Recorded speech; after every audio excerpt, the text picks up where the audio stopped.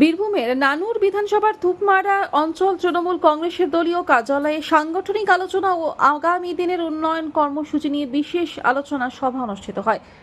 এদিন কাজল শেখ বিস্ফোরক মন্তব্য করেন। তিনি বলেন,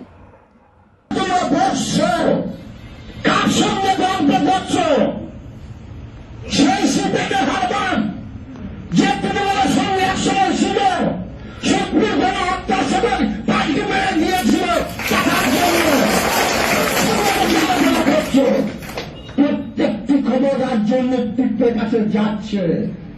তৃণমূল কংগ্রেস দলটা ভালো করে বুঝে নাও, সেনাপতি অভিষেক বন্দ্যোপাধ্যায় পরিচালনা করছে। বিভিন্ন দিক দিয়ে তার নেট সাজানো আছে, সব দিক দিয়ে সে লক্ষ্য করছে।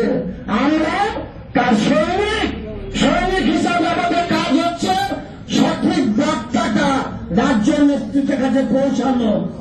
1998 এর আগে থেকে 1993 সাল থেকে আমি দল করছি।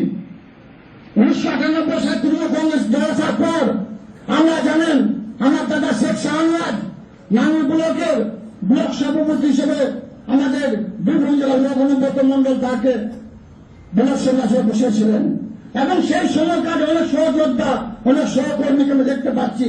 তারা আমার সিনিয়র লিডার, তারা এখনো তোমাদের সঙ্গে আছে।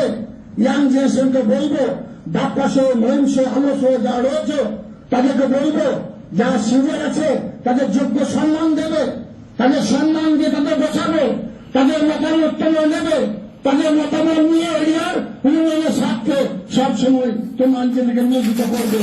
এবং যারা বড় তাদের প্রণাম সালাম জানিয়ে, যারা আমার সহযোদ্ধা সহকর্মী বয়স ছোট তাদের হৃদয় উজ্জ্বল করা ভালোবাসা জানিয়ে আমার বক্তব্য এখানে জানছি।